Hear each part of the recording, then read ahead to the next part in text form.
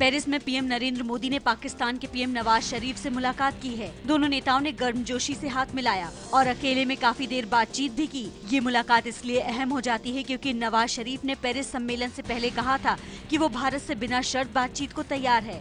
Bharat Pak cricket के रिश्तों को लेकर भी ये मुलाकात अहम मानी जा रही है। पाकिस्तान ने श्रीलंका में भारत के साथ खेलने के लिए हामी भर दी है, लेकिन भारत ने अभी तक इस पर फैसला नहीं लिया है। पेरिस में जलवायु परिवर्तन सम्मेलन में हिस्सा लेने पहुंचे पीएम मोदी ने बराक ओबामा से अलग से मुलाकात की। दोनों के बीच जलवायु परिवर्तन के मुद्दे पर काफी देर बात हुई।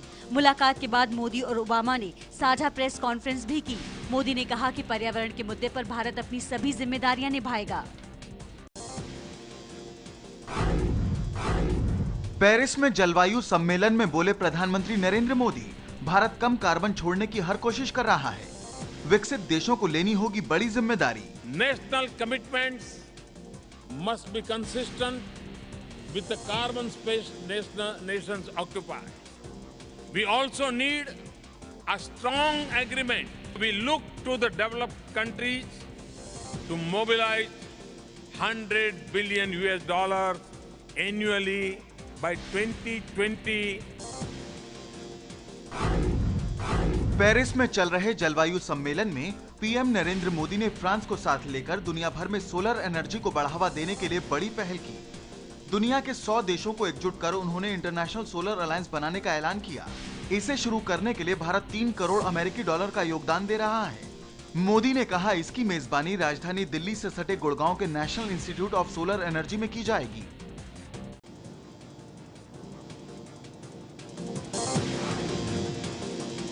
फतेहाबाद की एसपी संगीता कालिया के साथ मंत्री अनिल विज के झगड़े पर हरियाणा के सीएम मनोहर लाल खट्टर ने मंत्री का ही पक्ष लिया है। सीएम खट्टर ने कहा है कि मंत्री अगर आए हैं तो उनका सम्मान तो होना ही चाहिए। हरियाणा के फतेहाबाद में सरकारी बैठक के दौरान एसपी संगीता कालिया और स्वास्थ्य मंत्री अनिल विज के बीच तीखी नोकझोंक हो गई थी। मंत्री ने संगीता को गेट आउट कर दिया था, जिसके बाद एसपी का तबादला कर दिया गया।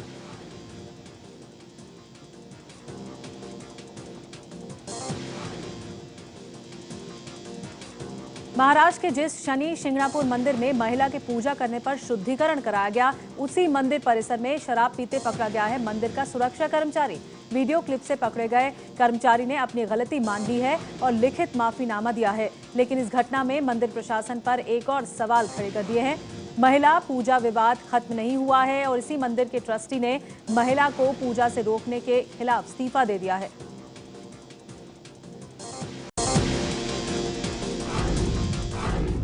संसद में असहनशीलता के मुद्दे पर बोलते हुए कांग्रेस नेता कुमारी शैलजा ने कहा कि यूपीए सरकार में कैबिनेट मंत्री रहते हुए वो गुजरात के द्वारका के एक मंदिर में गई थी, लेकिन दलित होने की वजह से उन्हें रोक दिया गया था। द्वारका के मंदिर में मुझसे पूछा गया कि आपकी जात क्या है।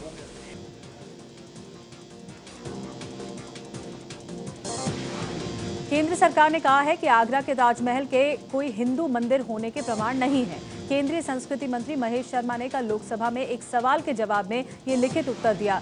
शर्मा से पूछा गया था कि आगरा की कोर्ट में एक केस चल रहा है जिसमें ताजमहल को हिंदू मंदिर घोषित करने की मांग की गई है। महेश शर्मा ने कहा कि उन्हें इसकी जानकारी है, लेकिन सरकार के पास ताजमहल के हिंदू मंदिर होने के कोई प्रमाण नहीं है।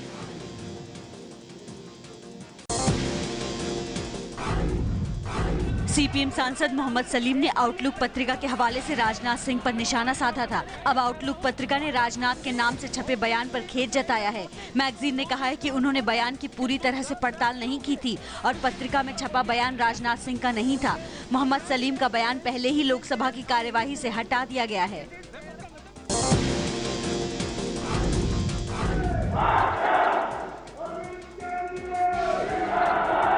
दिल्ली विधानसभा में जन लोकपाल बिल पेश होने की खुशी में आम आदमी पार्टी के विधायकों ने अरविंद केजरीवाल जिंदाबाद के नारे लगाए। दूसरी तरफ आप के पूर्व नेता योगेंद्र यादव और प्रशांत भूषण ने केजरीवाल के जन लोकपाल बिल 2015 को लेकर दिल्ली में प्रदर्शन किया। उनका आरोप है कि जन लोकपाल बिल 2015 में जानबूझकर ऐसे प्रावधान डाले गए हैं ताकि वो पास ही न हो सके। जन लोकपाल का मूल आधार ही खत्म कर दिया इस 2015 के बिल जो ये लोग ला रहे हैं उसमें। बीएसपी अध्यक्ष मायावती ने आर्थिक आधार पर अगड़ी जाति के लोगों को आरक्षण देने की मांग की है। संविधान में संशोधन के जरिए अपर कास्ट समाज में से गरीब लोगों को भी आर्थिक आधार पर अलग से आरक्षण दिए जाने का ऐलान करते तो ये ज्यादा अच्छा होता। कांग्रेस अध्यक्ष सोनिया गांधी रूटीन चेकअप के लिए अमेरिका गई हैं। सूत्रों के मुताबिक वो 1 हफ्ते बाद देश लौट सकती हैं। अमेरिका जाने की वजह से सोनिया गांधी संसद में असहनशीलता पर हुई बहस में हिस्सा नहीं ले पाईं। सोनिया गांधी का साल 2011 में अमेरिका में ऑपरेशन हुआ था। उस वक्त वो काफी लंबे वक्त के लिए अमेरिका में ही रही थी।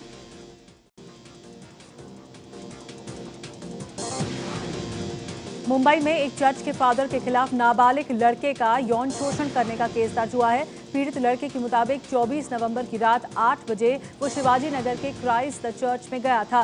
तब फादर जॉनसन लॉरेंस ने उसका यौन शोषण किया था। इस मामले में अभी कोई गिरफ्तारी नहीं हुई है।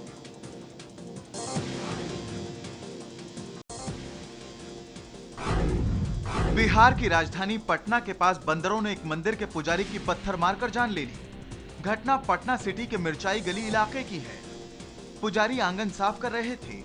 इसी दौरान बंदर ने उन पर पत्थर फेंकना शुरू किया, जिससे मौके पर ही उनकी मौत हो गई। इलाके के लोगों का कहना है कि बंदरों के आतंक के कारण यहां आए दिन कोई न कोई हादसा होता रहता है। प्रशासन से कई बार इस बारे में गुहार भी की गई, लेकिन अब तक कोई कार्रवाई नहीं हुई है। दिल्ली के एक स्कूल में मोबाइल के साथ पकड़े जाने के बाद 10वीं के एक छात्र ने फांसी लगाकर जान दे दी। मृतक छात्र तरुण पड़पड़गंज के मायो इंटरनेशनल स्कूल में पढ़ता था। उसने अपने सुसाइड नोट में लिखा है कि उसे डर था कि मोबाइल की बात उसके घर वालों तक पहुंच जाएगी। जब मैं इस दुनिया में आया था तुम सब हंस रहे थे और मैं रो रहा था। आज मैं हंसूंगा और तुम सब रोओगे। सॉरी।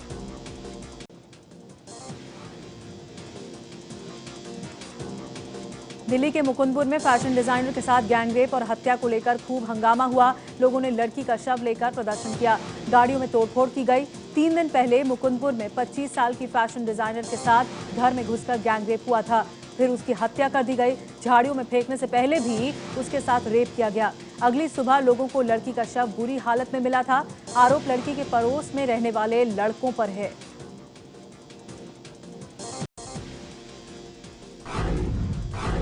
केरल के मशहूर फिल्म डायरेक्टर अली अकबर ने मदरसों में यौन शोषण का आरोप लगाया है।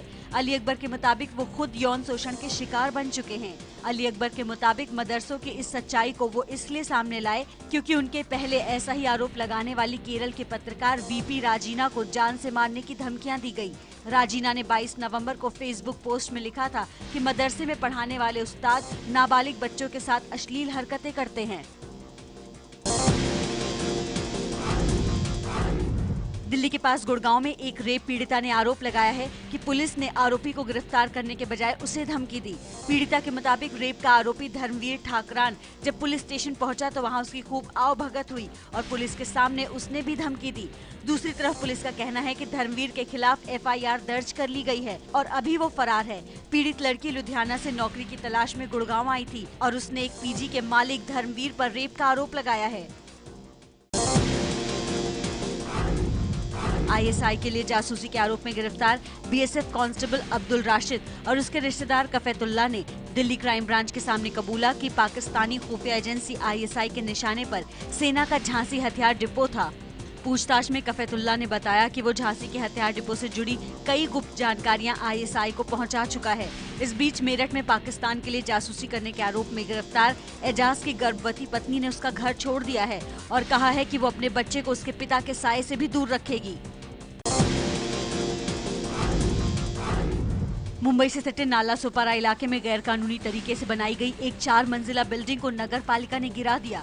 इमारत इतनी कमजोर थी कि जैसे ही इसे गिराने का काम शुरू हुआ, पूरी बिल्डिंग ताश के पत्तों की तरह ढह गई।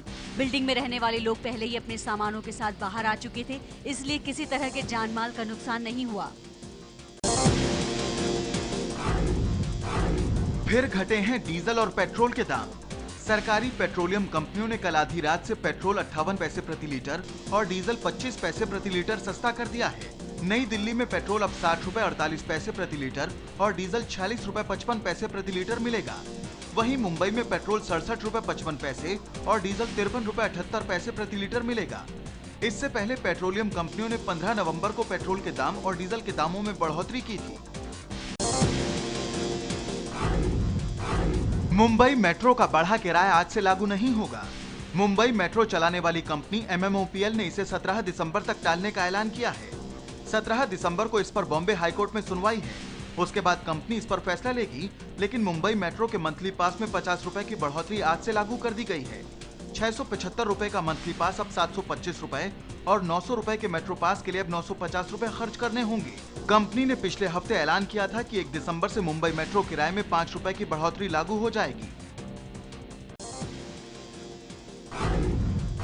फ्रांस और अमेरिका की दो कंपनियों ने बिहार में 40,000 करोड़ रुपए के 2 रेलवे इंजन कारखाने लगाने का करार किया है। बिहार के माधेपुरा में फ्रांस की अल्स्टॉम कंपनी ने इलेक्ट्रिक इंजन कारखाने लगाने का करार किया है। इस परियोजना में रेलवे की हिस्सेदारी 26% होगी। दूसरा करार बिहार के मढ़ौरा में डीजल रेल इंजन कारखाने के लिए अमेरिका की GE कंपनी के साथ किया गया। ये परियोजना भी साझा तौर पर चलेगी, जिसमें रेलवे की हिस्सेदारी 26% होगी।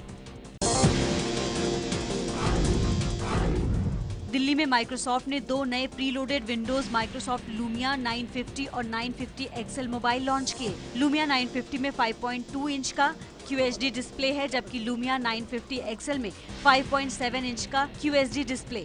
दोनों ही स्मार्टफोन में 20 मेगापिक्सल का रियर कैमरा है। फोन में 3 GB रैम भी है। माइक्रोसॉफ्ट लूमिया 950 मोबाइल की कीमत 43,699 रुपए है। वहीं लूमिया 950 XL की कीमत 49,399 रुपए रखी गई है। रणबीर और दीपिका की फिल्म तमाशा ने 3 दिन में की 38 करोड़ से ज्यादा की कमाई। इम्तियाज अली के निर्देशन में बनी फिल्म तमाशा ने शुक्रवार को जहां 10 करोड़ 94 लाख रुपए की कमाई की थी, दूसरे दिन शनिवार को यह आंकड़ा बढ़कर 13 करोड़ 17 लाख हो गया और रविवार को कमाई का आंकड़ा बढ़कर 14 करोड़ 12 लाख रुपए हो गया। वीकेंड तक फिल्म का कुल कलेक्शन 38 करोड़ 23 लाख हो गया। फिल्म तमाशा मेट्रो सिटी के साथ साथ विदेशों में भी काफी पसंद की जा रही है।